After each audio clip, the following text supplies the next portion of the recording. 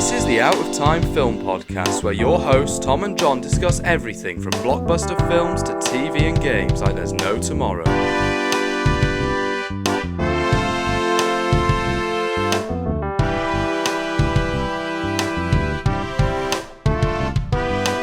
Hello and welcome to the Out of Time Film Podcast. I'm Tom. I'm John. And this week we're talking about Daredevil Born Again. He's back. He's back. He's back from Netflix and transferred to the MCU. I do have to say, it is amazing that we have Daredevil back on the screen again. We talked about the Daredevil series, which we absolutely loved. It is one of the best shows. And this one is an interesting way to see Daredevil in the MCU. It's nice to hear some of the mythologies that we heard from Daredevil into this world of the MCU. But I think this one is something to get used to. This is the MCU, this is a bigger budget, and this has some trouble in production. This was one of my concerns of like, oh, how are they going to do some of the things that we've seen in Daredevil? And it just makes you think, oh, the great things about Daredevil in the first 3 seasons, and you don't want to compare it. That's the hard thing, because this is a completely different format. Yeah, I think that it's a really difficult one, this show, because first and foremost, it's a miracle that we have this. We cannot take this for granted because for,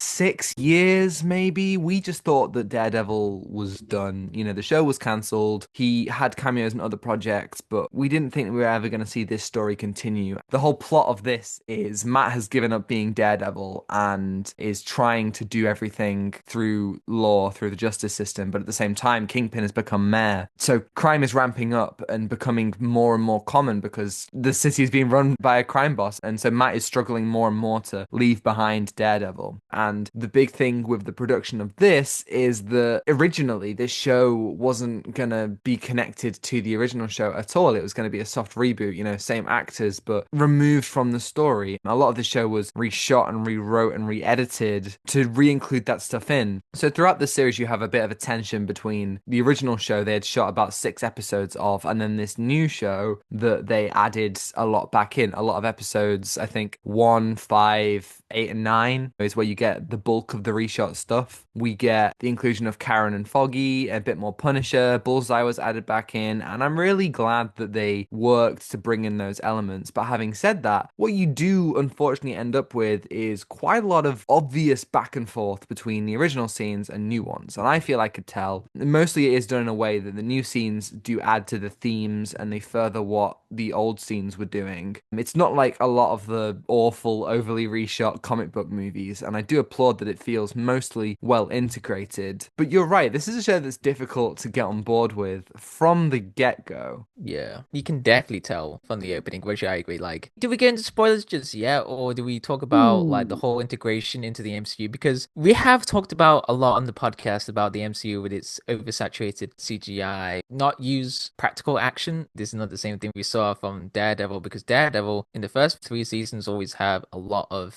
amazing action with its cinematography. But I do have to give credits for the cinematography because it is different, which I respect. Yes. Like, they have done different ways with it, and I like the whole perspective idea about like how Matt he is in the surroundings, and the aspect ratio, it gets wider and wider with the dolly pull as well, which is really cool. I think that's a really cool idea that they put into the show. But again, it's the CGI that really bugs me, especially in episode 1. You can just see it in the opening sequence, which sucks for me. I'm just like, oh, okay, where is this show taking me? That was the thing, like, where is this show taking me? This sounds really concerning. I think this show has a lot of build up. That's the one thing as well. The show has a lot of build up. There's a lot of things. I can understand where it's trying to do, especially it's building up towards season 2, which we are getting next year. So I want to see where it goes. It's not horribly bad. It's not like you don't want to watch anymore. This is something that I'm like, okay, let's see where it can go. Yeah, it's admittedly a shame that you go from Daredevil season 3 or season 1 or season 2, where at the end of the season you go, oh my god, I need more, this is incredible, I'm so hooked. And then you go to this one being like, well, it's not bad, it's fine, I guess I'll watch more, I'm interested. There definitely is a drop. I love that scene you're mentioning where we get the aspect ratio change and we see Matt's powers in this fresh, interesting way. That is very clearly part of the reshoots once, and we only get it a couple times throughout the season because, yeah, that was part of the new creative team. I think it's people who made Loki season 2, I believe, which is great. I mean, that's a fantastic season of TV, and you can tell in those moments, episode 1, episode 8, episode 9, that is some of the strongest stuff in the show. I agree with you about the CGI. I said this when we did the original show, but a lot of people say, oh, Daredevil's not acrobatic enough in that show. He is flipping around all the time. He is doing parkour across buildings. It's great. And yeah, it might not be the most over the top swinging, but it works and it feels grounded with the show, and they managed to give us both. But in this one, it feels like, yeah, just a CGI character leaping around. It feels like moments in the original Spider-Man from 2002, and we're talking 20 years later here, so I don't think it was worth giving us that wonky CGI for something that I feel the original show did really nail. There's a lot of dramatic lighting in the original show that we also feel like we lose here. And there's some moments where Bullseye's entire world goes blue, and I think that was amazing. But largely, a lot of this is grey. A lot of this feels like the MCU. I mean that in the most derogatory way. It feels like the MCU, but it feels grey and boring. And then there's this fog over everything. It's like they went into After Effects and they were just like, turn up the fog, because everyone's turn up the fog. We're not going to see anything. It's like, this is Matt's perspective. We didn't see it coming. Yes. Oh my God. It's like they're in Industrial Revolution, Victorian times. It's coughing away. It's New York. They're just chain smoking all the way. Or we're just stuck in Stephen King's The Mist. That's what it is. It just turns into a horror. Oh my God. It makes so much sense. The thing is that pretty much immediately, I mean, this is my personal experience, but I do know that many people share it. You start this show in denial because they abandon almost everything that you love about the original series, the characters, the atmosphere, the setting. And throughout episode 1, you feel this horrible pull because you feel reluctant to move on from those things. You feel like you've lost time. You've lost that season 4 that we all wanted after the show was cancelled. And it sucks, but that's also kind of exactly what Matt is trying to do. He's trying to move on, but can't quite figure out how. He's trying to make peace with a new way of life, but struggles to abandon Daredevil. And I think from that perspective, that is kind of something intelligent that the reshoots do for Born Again, because they begin by putting Matt and the audience almost on the same level. I don't like it. I don't agree with it at all. But early on, I had to accept and embrace that this is something different, as you're saying. Yeah, I do miss a lot of the things with the characters in Daredevil, like the quiet moments that really reflect them, who they are, and it just gives this like emotional intelligence. Here, it's weird. It feels very weird just not having those moments. There's a lot of things that I just want from Daredevil to continue right here. I think they can do interesting stuff right here for the MCU, but I don't think they want to commit from the things that happened in Daredevil. That was hard to get around with, but I do have to say, it's a lot gorier than what we've seen in Daredevil, which is like, oh my God. It was like, okay, it just got even more gorier. I think this is like new everything, basically. It's just something to get used to. Yeah, at moments it feels like, ooh, how do we make this more mature? And again, they go into After Effects and they find their little blood splatter effect and they're like, add more. Like, you kept seeing that. You kept seeing it all the way. It's like they had Kylo Ren in the editing suite, like, more! Just going through. And it'll be like Invincible, with the blood spatter. Yes. Like, it's going to become like that. It's going to be red all over it. It's just like all over the screen. Yeah, for sure. There's a particular moment in the finale. We all know the moment, which is they do not hold back. And it's not an issue. I like all the levels of gore. It feels like they went, okay, we're finally going to have a mature rated series. So here it is, and like they're not going to half-ass it. They're actually going for it. And I love that. And there are a lot of things that I like that are different. This show feels like it has its ear to the ground in New York. So we've left Hell's Kitchen behind, which is a massive shame. But we do get to explore New York on a wider scope. We get a lot of scenes in the show where we see this thing called the BB Report. We follow BB Urich, who is Ben Urich from the original show's niece. And we see interviews with people on the street who talk about their experience in New York. There's a whole thing with this guy who is arrested for trying to steal food, and we unpack a lot of the city's experience, what leads a city to vote someone like Wilson Fisk into being mayor. But at the same time, we have a lot of scenes with people in the mayor's office where Fisk sits behind a table and they're like, Mr. Mayor, we can't do this. And he's like, I want you to do this. And then someone else is like, hey, let Fisk do it. He's a visionary. And someone else else is like, no, but we have due process, and Fisk is like, I want to make this city the best it can be. And it's just literally just probably, if you add it all together, you probably got like an hour of people just sitting around and talking about the law, but it's not very The interesting. law, we gotta respect the Lord! law. Yeah. Yeah. That's a interesting source of conflict, like they want to respect the law, but then Daredevil and Kingpin, they go off the rails. They go off the rails. They want to do whatever. And are they trying to be themselves, or is it something different? I think that whole idea for the mask is a segue to thinking about like all the conflict about superheroes and all the things. In the grounded level, Civil War did kind of explore about superheroes like the Sokovia Accords, but now the Sokovia Accords have been gone and I forgot that was yeah. even a thing. It just Yeah, that was doesn't the come thing. up, That does was the it? thing, Yeah. guys. Which is all we got to mention now. We're just like, oh my god, the Sokovia Accords?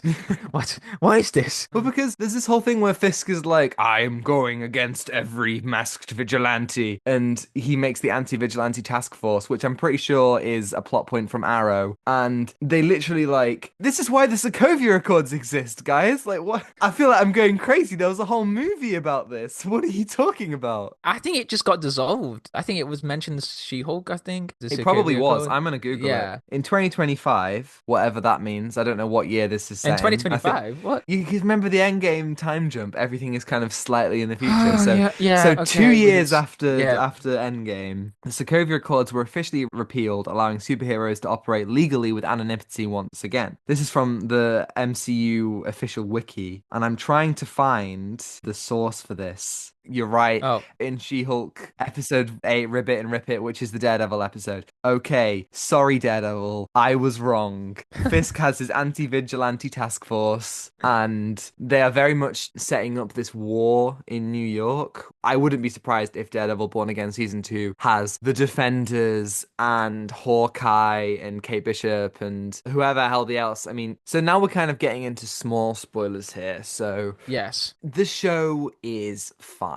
It's not bad. It's nowhere near as good as the other Daredevil seasons. It is not even as good as Defenders. It's a disappointment for sure, but it's not bad. It's fine, I think. Yeah. Um, As I mentioned earlier, there was a lot of build up to that. Like that's what the show is meant to feel like. There was a lot of build up for something. The emotional core of season 3, the whole ending when Matt finally defeats Fisk at the end. How do you go from there to here? That is something that feels a bit odd. And how do you go to that level? It's like a roller coaster. You're just going down and figuring out where to go from there. Yeah, and the thing is that in those seasons, it's not just Matt and Kingpin. You've got so many levels. You've got Foggy, you've Of got course. Karen, you've got Vanessa, you've got Ray, you've got Dex, you've got Matt's mum and his dad, and the priest, and Detective Mahoney, and you've got Ben, you've got Elena. So many characters that make up the show. Punisher and Elektra and Stick. The world felt so lived in. But I think Yeah. the sad thing about the overhaul of this show is that, at least on Matt's side of the narrative, there aren't nearly as many well-developed and memorable side characters. Karen and Foggy in the show aren't in it. And what do we have to replace them?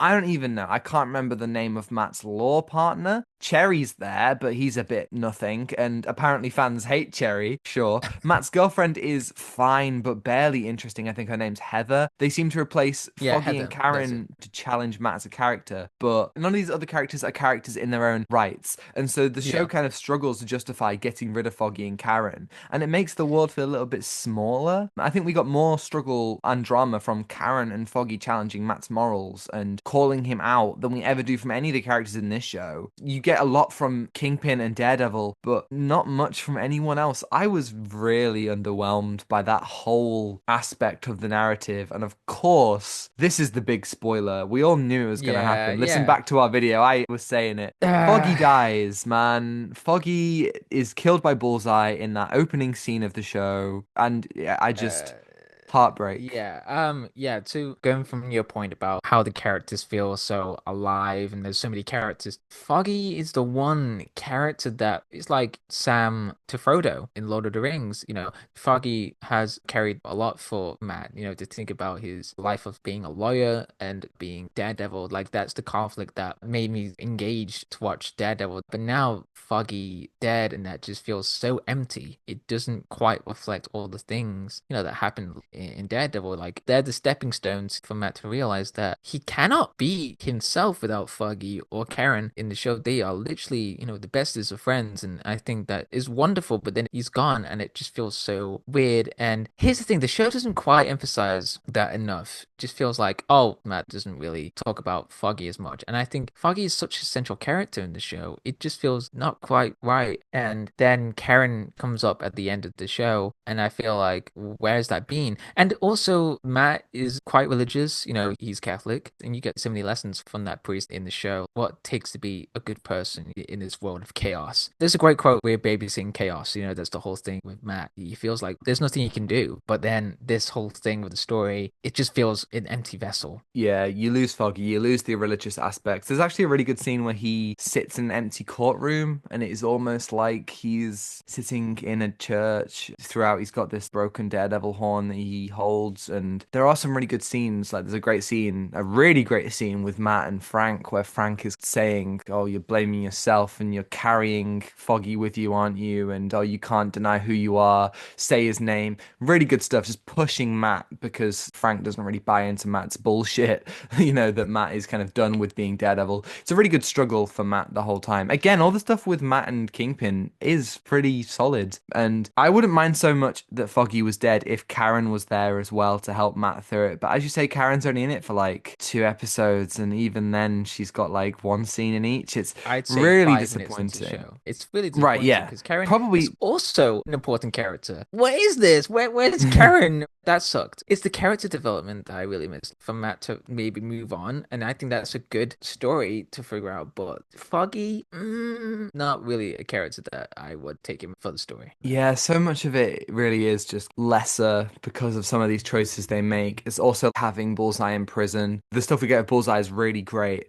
Like his whole escape from prison. He literally shoots one of his teeth at the guard. It's just so cool and so interesting. But we get so little of him. And instead we spend quite a bit of time with Muse, who is such an uninteresting character and is set up to be really, really interesting. But they go for the whole big reveal of, oh my God, it was him the whole time. Somebody who we barely know. But if you compare that to the slow build-up of Bullseye in season 3, there is no comparison really. Again, it's just missed opportunities. It's a real shame. Even though there was a really cool fight with Muse and a really underwhelming fight with Muse. So again, you're struggling. A big thing as well is that we are in the MCU now, and there's this insanely weird and out of place character in episode 5, which is Miss Marvel's dad, who literally spends half of his time just being like, hey, my daughter's a superhero and she's so cool. And it's such a bizarre reference. Like, he has this Funko Pop and he's like, look, it's my daughter. It's the first moment that the show kind of feels encumbered by the wider MCU. And at that point I was like, oh, is Miss Marvel going to be in this? And hey, she may be in season 2, but for a show that mostly manages to seamlessly blend its reshoots and its themes, narrative, character development, I just felt like this was a reshoot that was like, bleh. And we also get this minor role from the swordsman from Hawkeye, which is also bizarre and feels like it's only there again, setting up the future. And yeah, I could see this culminating with Defenders and Spider-Man and maybe even Moon Knight, but none of it feels really earned. Maybe that's the fact that we have 9 episodes, maybe that's the reshoots,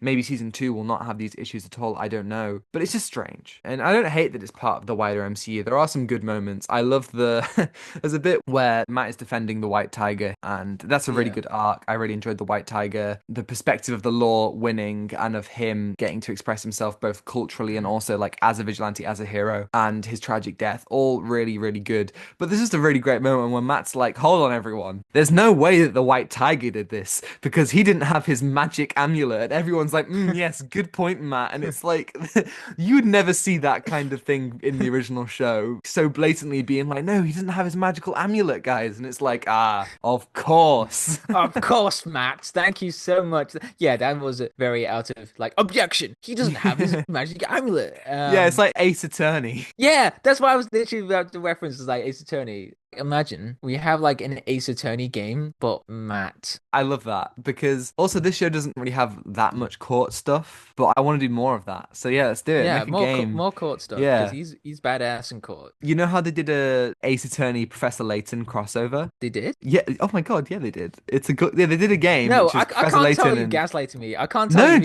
genuinely. I can't tell you gaslighting me on the podcast. It's like this is something that you would do. Hold on. Like, hold on. Are you jealous telling true. me? No, it's Okay. true. Okay, Ace, okay. Ace. I promise you it's true. It's called Okay, Professor because Layton versus Phoenix Wright. yes. No, I thought you It's meant real. Daredevil. I misheard you. I thought you did Daredevil. Professor A Layton, Ace collab. It's like a Attorney, collab. and Daredevil. Okay, that would be sick. Professor Layton, Ace Seamless. Attorney, and Daredevil. That would be sick. Yeah, I think more of that for sure would have been great. The music. Can we talk about the music as well? We can talk about the music, yeah. I miss it. Yeah. Who did the theme again? It was the Newton brothers who also did X-Men 97. And so they've proved themselves already that they're good at integrating an old theme. And I do miss the old score, but I have to say the opening credits actually are really great. I like how Yeah, they they are. have the Born Again theme, which is a real earworm, by the way. I find myself a lot just on the street, just kind of going, and like just I kind can of imagine singing that you to just myself. walking down the street and there'll be this old man just walking down and he's like, who is this guy? I've got my Matt Murdock sunglasses on, yeah, yeah. But then, like, you have that theme and then the classic Daredevil theme, and I think it works really well. And everything built out of stone, crumbling away. You get imagery from the first series, like the church, the Nelson Murdoch and Page sign, and the statue, and then it all comes back together to make Daredevil standing tall, born again. I thought that was actually kind of really cool. Other than that, the score didn't massively blow me away. I agree, I missed the original theme and John Paisano's work, but they kind of cooked to that opening theme. You go They from did. like that They opening did. action scene with Bullseye up the stairs. That was a really great action scene. And then Foggy's death, and you're like, what the hell? And then it like cuts to the opening credits, and you're like, what? Because you're torn between Yeah. hating it and also being like, this is actually really cool. Yeah. Again, this show just feels like there's a lot to take in. But I'm glad we have this show actually because this is something that we wanted for years. The Daredevil to come back. We are getting more of this. I mean, Hmm. Punisher is getting a Yes. presentation. One side note as well, I have been reading Daredevil, I forgot which comic it was, but there was a character in it called Cole North. I think I saw a few people talking about this, but I was reading the comic, Cole North in it, and then when you see Cole North in this show, it's a Oh, completely different character. is it one of the cops? He's one of the cops. Right. And he's not like you see in the show. He's actually more engaging. He actually Right. questions Kingpin. He wants to be a good cop. So that was like weird as well. Like what they're trying to do. Again, the characters feels like they're just going to go one direction and that's it. Yeah, I'm very interested in season two because of the prospect of having the overhaul creative team do a full season. I think there could be some really interesting stuff with that. The idea of the cops wearing the Punisher's sign, and there's a lot of anti-cop stuff in this show, which I thought was very bold and very interesting. And I liked it because, yeah, cops do abuse their power in the real world. And so in fiction, it makes sense they would. And through the lens of Punisher, really cool stuff. So the week after the premiere, Disney released the viewing figures for episode one, which was 7.5 million viewers within 5 days. If you compare that to some other Disney Plus premieres, The Acolyte got 11.1, Ahsoka got 14, Agatha got 9.3, and Loki season 2 got 10.9. Obviously, this is much less than those other shows, but I wanted to bring it up because season 2 is already filmed, and I'm really happy that we were getting it. Compares to The Acolyte, which got more viewers than Daredevil and isn't getting a season 2. If Daredevil hadn't already had season 2 in the can, with only 7.5 million viewers, I say only, that's an incredible number, but still, for Disney Plus, maybe not. With that amount of viewers in the first 5 days, we may not have got season 2 if it wasn't already on the cards. Same with Ahsoka. Ahsoka is the highest of those ones that I just listed, and so it's getting a season 2. But Daredevil's lower, and I think we're so lucky that Daredevil season 2 is already filming. We're getting 8 or 9 more episodes next year. And it's like, finally, it's one of the few times that streaming is doing the right thing. And for Daredevil, a show that we all thought was gone, and here we are 7 years later, eating well. I mean, the show is a mixed bag for sure, but I can't deny that knowing the story will continue and that the loose ends in the narrative won't just be dropped makes me happy. Yeah, I hope that you will just pick up something for season two, and it'll be a lot stronger. I believe it'll be a lot stronger than what's going to happen in production. Because again, that was a really rocky start. I'm looking forward to it. The whole ending, not gonna lie, it got me hyped. It got me hyped. I was like, okay, Yeah. this is pretty cool. Matt wants an army. This is something that might go crazy. Yeah, the So score even has Spider-Man's theme in there from the yeah, MC. Like what? Sorry. Spider-Man? Are we doing Spider-Man? Are we doing this? Like, okay, I'm there. Okay. Is it Yeah. going to be like huge scale? We'll never know. Right, okay. Yeah. Daredevil Born Again. What are you gonna give this show out of 10? I'm going to give it a 6. I agree, 6 out of 10. Thank you everybody for listening. If you're listening on YouTube and you liked it, you can like and subscribe if you want to see more. And if you're listening on Spotify or Apple, you can follow and give us a 5-star review if you think we're worthy. And next week we're continuing the MCU-ness. We're continuing the superhero stuff. Thunderbolts. Who would have thought it? I'm hyped. I'm Oh my there. god. I've seen the reviews. It looks crazy. Wow. Oh my god. Wow. Wow. I'm so Wow. excited. Next week, Wow. be there, be square. I'm so ready. Yeah, you can send us an email on that as well. Send us an email, outstinefilm@gmail.com. Tell us your thoughts on Thunderbolts, and we will answer it right here in the podcast next week. Yes, and you can follow us on Instagram at OutOfTimeFilmPod to see our incredible thumbnails from Zain Afzal, on Blue Sky for more thoughts from Tom, and TikTok to see edited clips, which are all also on Instagram Reels and YouTube Shorts, and you can find links there all in the description below. Thanks to Jones-Meyer for the excellent theme and Ronan Phillips for vocals as always, and I think that's everything. Take what you're given. Give nothing back. Goodbye. Goodbye.